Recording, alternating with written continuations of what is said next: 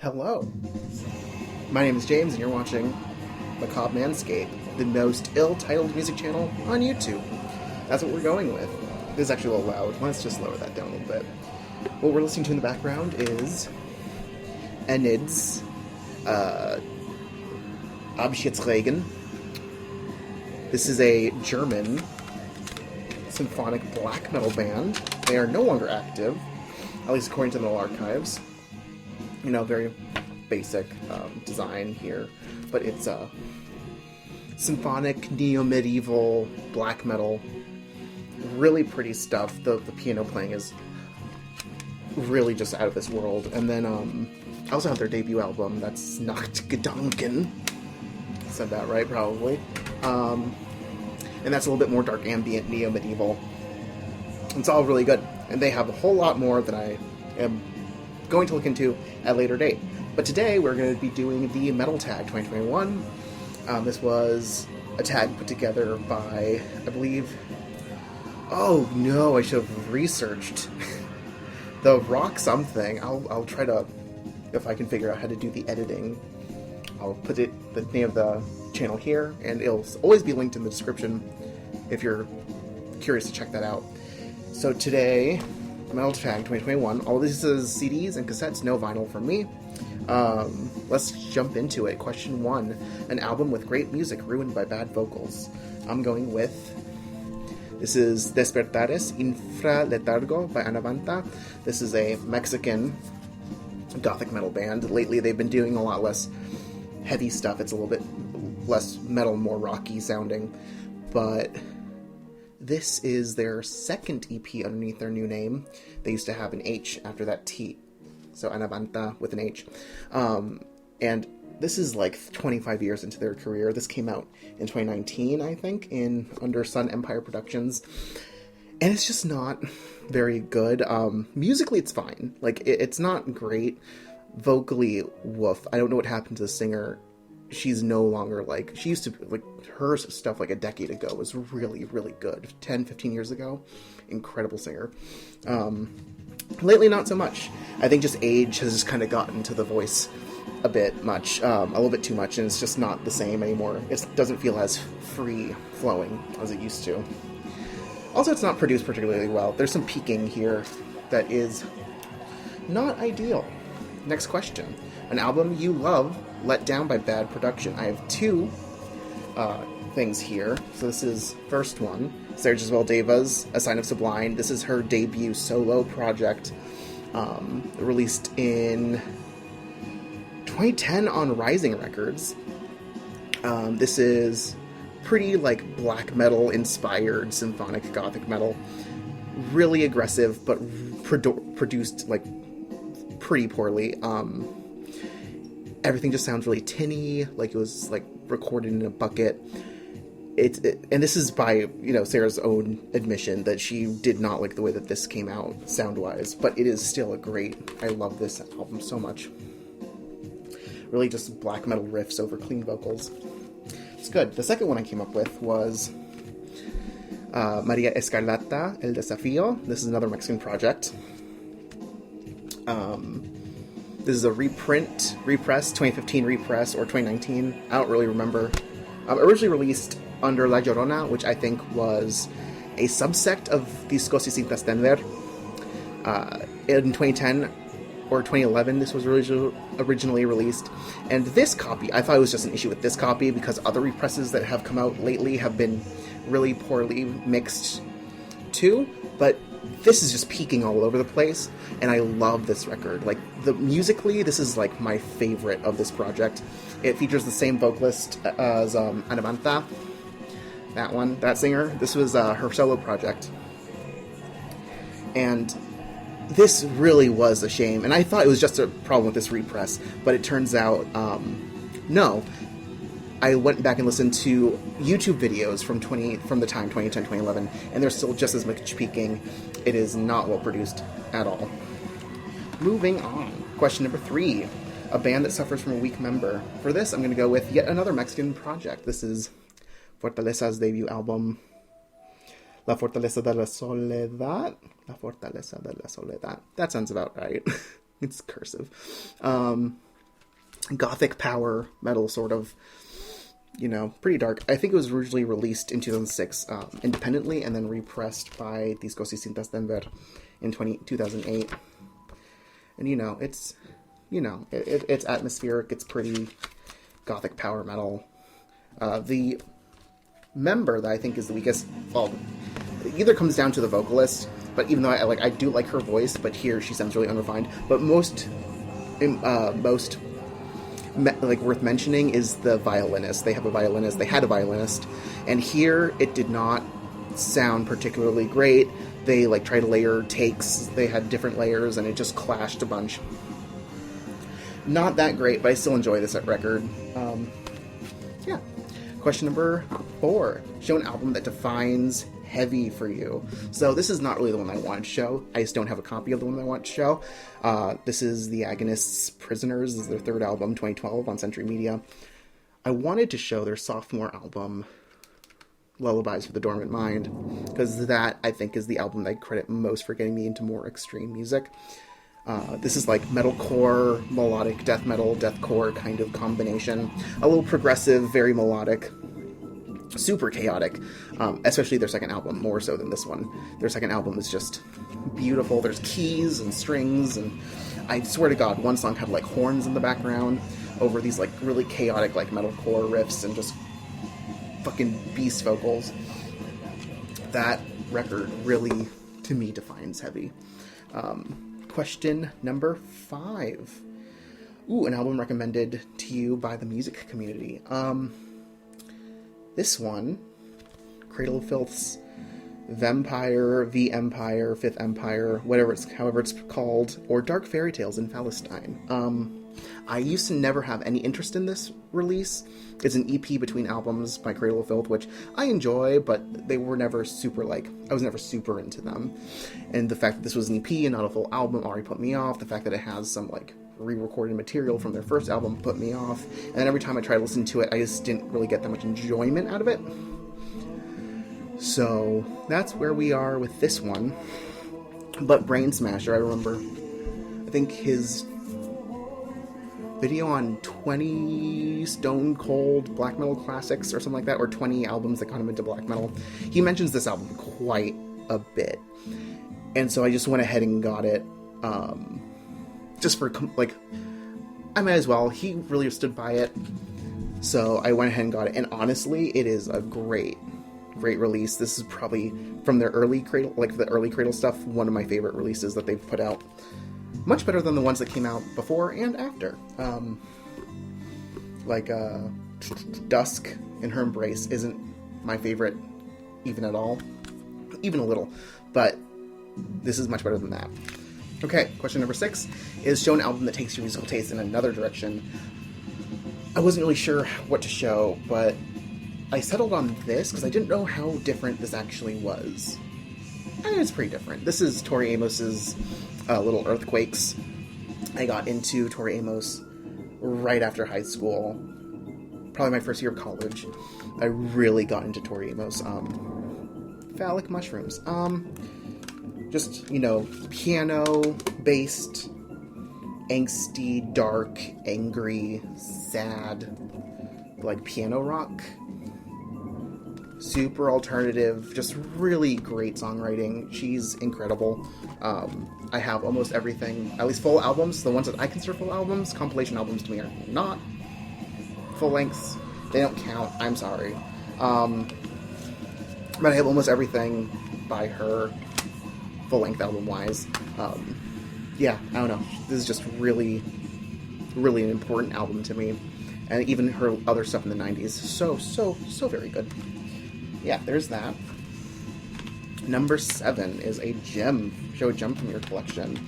I showed this album recently, or I don't know the order. This might be out before the other video I filmed, but this is Pristine in Bondage by Amaranth. This is the Japanese edition. First of all, one of my favorite albums of all time. You know how Metal Archives has a rating system of 1 to 100. This would be up there, 99%, 100%. This is my favorite thing by them, and also one of my favorite albums of all time. It's just don't even know how to describe it. It's proggy, it's thrashy, it's power metal, it's melodic death metal with clean vocals, which seems contradictory to me, but alas, that's what it is usually described as.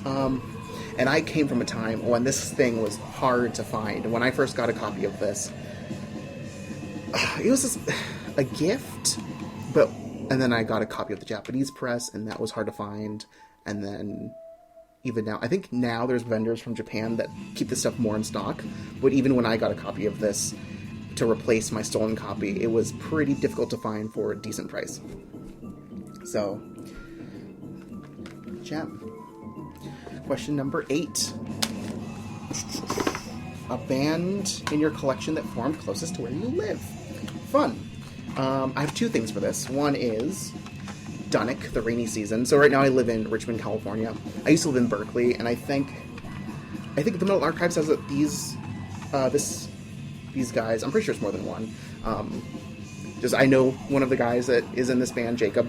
He worked places. I don't know. Should I say? I'm just not. I'll skip that bit. But I knew him. I got into his stuff. Now, whenever I go to Amoeba in Berkeley and they have, Dunnick stuff, I have to get some of it. This is the first thing I ever bought from him, cassette, limited to, I think, 50 pieces. This is an EP, The Rainy Season by Dunnick, 2014. This is noise mixed with black metal. So it's really lo-fi black metal, very, like, a lot of radio static, and just really just crushing, emotionally gut-wrenching. Like, it feels really abrasive and, like, sorrowful. They formed in Berkeley, at least according to the archives. So yeah, this would be the closest. Yeah. Oh, and this is also, from what I remember, I don't know if this changed at all, but when they first started, like, I've been hearing about this project on the up and up since forever ago. At the time, they were all doing keyboards, no guitar. They were just using, like, guitar, tones on keyboards, and that's how they did everything. I don't know if that's still the case, whether or not they brought in actual, like, guitars and stuff, but from what I know, that I don't think they ever did that. Anyways, second thing I brought up is Light the City. This is their 3rd album, Facing the 1000, released in 2006 on Prosthetic Records. This is a melodic death metal, metalcore, again, one of those projects. They are San Francisco Bay Area based, which is vague. But yeah, this band, so good. I don't know. It's just great. The lyrics are also really good. Melodic, super melodic. This is my favorite album by them. I don't know what else to say. They are from the Bay Area. That's where I am. That was the question. Moving on. Number 9, an album you reach for melody-wise. Now that's difficult for me to answer because I feel like I have a very melody-driven ear. So to me, unless, except for very few occasions, there's no point unless there's nothing in it, like, for me melodically. So I could really go for anything. But then I decided to answer this like, what band do I think is either performed kind of, either produced or performed less than perfectly, kind of subpar, but I still love because of just the melodies? And that would be Eternal Endless Infinity by Visions of Atlantis. This is their debut album from 2002. This was released on... Honestly, I don't know what record label originally released this on. This is itself I think, Taiwanese press. Has an OBI strip, but not in Japanese, I don't think. I got this version because it has the original logo on it, and I am that petty, and I will buy another album if it has the original logo on it, turns out. Super atmospheric, symphonic, twinkly power metal. They have since gone on to do... I mean, they kind of... They don't ever sound like themselves. Does that make sense? Because the songwriters change album to album so much, there isn't really a unifying sound that is Visions of Atlantis. So really, this album is like a less aggressive, less technically inclined Nightwish clone. But I really, really, really like what they did here. Again, it's not produced particularly well, and the vocal performances on this are a little rough, but I love this album so much. So much. Moving on. Number 10. The album in your collection you'd sell first. Again, I have two things for this. The first one, am I selling it because I need money? Then it would be In This Moment's The Dream. This is the Ultraviolet edition. So, slipcase with jewel case inside. There is supposed to be a DVD right here, but I have it in a different jewel case on my shelf over there. And this goes for a lot of money. My first copy of this I ever got, I bought it new from Rasputin for like $15. That was 10 years ago. It goes for like $80, $100 on Discogs and Amazon. It goes for ridiculous amounts of money. So there is that. Second thing is, if I'm getting rid of it because I can't fucking stand it on my shelves anymore. And that would be Tragico Ballet. This is another Mexican project. This is a gothic metal band. Let's just pop that back in. The disc popped out of the case. I don't know. I never really liked this project. I got it because I felt if I actually bought a copy of their debut album, which this actually turns out is not. This is a re-recorded version of their debut album. I would actually be inclined to listen to it. Which, I mean, I guess, I can't stand the way that the singer sings.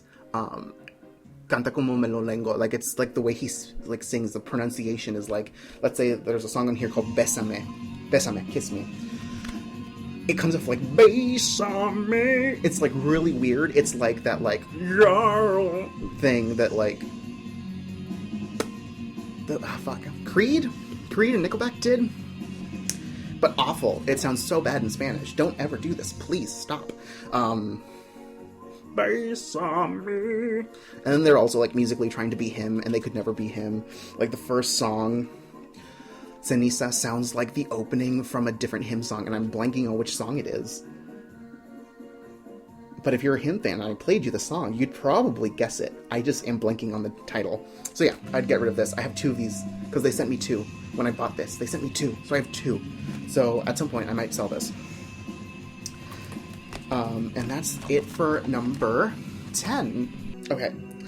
Question 11. What subgenre would you delete from existence? Obvious answers. NSBM. Porno grind. Any kind of grind isn't really for me. Gent, because it's not real. Speaking of, no. Viking, pirate, Tolkien, pagan. Any descriptor that isn't an actual genre descriptor can go. I don't care. You haven't described anything to me. If you're a pagan metal band, chances are you're playing death, black, or folk metal. Your genre title is insignificant. It doesn't matter. We can get rid of it. It literally provides nothing of value. Number 12. What band would you most like to see an album/repress from in 2021? Okay, this one. This is a cassette. This is a bootleg cassette. This is Flowing Tears and Withering Flowers' Joy Parade. First of all, it's a copy of a copy, so the cassette isn't even the actual boot copy. So I think this was released on Moon Records, like the bullshit Russian Moon Records, or at least a bullshit version of there's a legit record label called Moon Records in Russia. And so there's a J-card, really flimsy. It's a bootlegged version. And then the actual cassette was just a shitty dub. So I would love to get a repress of this because they're hard to find. You can find them. There used to be a few vinyl copies, but I don't care to get a vinyl copy of it. And the CDs now, they have been on and off of Discogs for as long as I can remember, and every single time they come on, I was never really willing to pay $70 for a CD, especially for it to come from like Russia or Germany. So I just didn't ever buy it. And now there's one listing of it on Discogs for like $200. It's some number of pounds. Unrealistic. So at this point, I'm like, please, someone who is at Century Media or whatever, because this band changed their name from Flowing Tears and Withering Flowers to just Flowing Tears, and they were signed to Century Media. Someone please repress this on CD. Please, please, please, please, please. It originally came out on, fuck, I don't even know what record label that was. Some small one. Like, I don't think it would be that hard to get the rights to it. I don't know. Number 12. Nope. Number 13. Which 80s metal act would you most like to see come back from? The thing is, I don't listen to 80s music. Sorry. The most 80s stuff I have is, like, Madonna and Nirvana's Bleach. None of those are metal. And even then, their 80s stuff is less good, I think, than the stuff that came after. So I'm cheating on this one. I mentioned this band in a different video. This is Azrai. This is a Dutch gothic metal, hard rock, alt rock, goth rock crossover band. This is cheating. They formed in '88, but they didn't release anything until 1998. At least they put out demos, but nothing, substantial. This is their 2007 third album, released on Season of Mist. They released, I think, independently, an EP in 2013 and a compilation in 2016. But those aren't, like, albums. I want, like, another full album, specifically in this style, because this is, I think, their best stuff. Unless their second album blows me away, which I haven't actually, like, given myself to it yet. But yes, I would love for this band to come back with an album. Fuck me up, fam, as the kids might say. Number 14. Show an alternative variation of an album cover. So I have the original.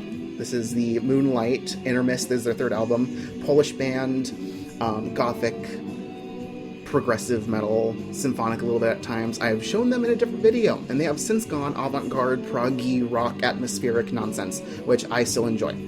Neither here nor there. This is their third album, released on Morbid Noise Productions in 1999.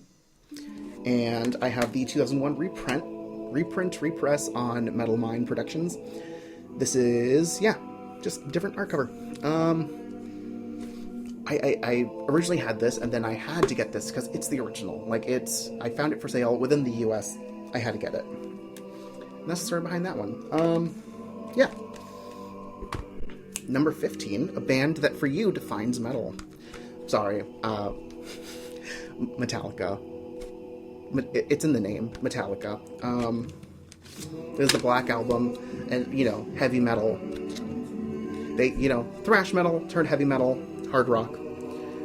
Metallica. Like, this is also, like, for the most part, some of the only traditional heavy metal that I actually have in my collection. I have some Ghost, which, like, it's Ghost. And people call it heavy metal, and I always thought that was really weird.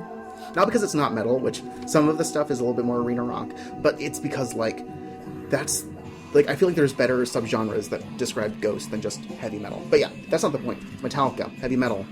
To me, this defines, like, your go-to as a child, even, when you hear, like, oh, what's heavy metal? Metallica. So that's why, that's why I went for, that was my justification for that. Next up, number 16, show your most metallic album cover. This is fun. I don't really have a lot of, I guess what you'd call traditionally, like, metal or brutal album covers, being like a gothic symphonic metal guy. But I do have Matriarchs Revered Unto the Ages. This is a 2007 melodic death, melodic black metal album. There's, like, operatic singing on this. It's so good. Do check it out. There are currently, this band, was reformed. It is all being disputed between different members. I don't even know what to tell you, but let's take a look at the album cover. It's just because it's like a bloody mess. It's just brutal, right? So there's my most metallic album cover. An album, number 17 is an album that you disliked at first, but now highly regard. And that is The Sins of Thy Beloved's debut album, Lake of Sorrow. The first time I heard this, I think I was like 13, 14, and I was bored. This is like super, like, death doomy, like, version of gothic symphonic metal. Fits right into the 90s stuff if you're a fan of, like, Paradise Lost or My Dying Bride. or Theater of Tragedy, this is probably something that you might be interested in. This definitely has like a bigger like presence of like violins and female vocals, very feathery, kind of reverby. So if that's not really your thing, stay far away, but it is just very romantic and dour. And I I've come to love this album so much. This is really like one of the highlights of like 90s, gothic metal. This is it. So good. Up there with bands like Tristania, and again, Theater of Tragedy. All that good stuff. Next is number 18, an album you liked at first but now disregard, and this is another Norwegian project, Sirenya's Nine Destinies and Downfall. There's their third album where they went a little bit less, they kind of become a little bit more commercial here, and this is the material that I originally got to know this band through. When I was a 10-year-old and was, had first discovered the sound, I would go through Wikipedia. There still is to this day a Wikipedia page that is just a list of gothic metal bands, and I went down that list and I would bring it up on YouTube and listen to it, and if I didn't like it, I'd just like strike through the name, and if I liked it, I'd just put a check mark. I printed it out, by the way. Printed 4 pages. And The Other Side and My Mind's Eye were the ones I heard from this album. And that's how I got into this band. I really like those songs. To this day, I still do like those songs. But this album, listening through it all the way through, it is just that song, like those songs, over and over and over again. It is so formulaic. It doesn't... It's really short. I think it's only like 43 minutes, but it drags. It is so repetitive. But yeah, there's that. Number 19, a metal band that you think deserves more recognition. This is Artrosis. They are a Polish band. This is their original 1997 pressing of their debut album. It has since been re-recorded in both Polish and English, but this is the original from Morbid Noise Productions, and they are so good. They have a lot of more recognition in their home country, but generally speaking, they are very underappreciated, mostly because Metal Mind Productions sucks at marketing, which they did sign to, and were signed to for a very long time. Yeah, go check it out. It's super just castles, cathedrals, that kind of aesthetic. Very spacey, progressive at times. Check it out. And your number one grail going into 2021 is, to repeat myself, Joy Parade. Yeah, not willing to spend $200 on that now, but someday. That's what I got. Thanks for watching.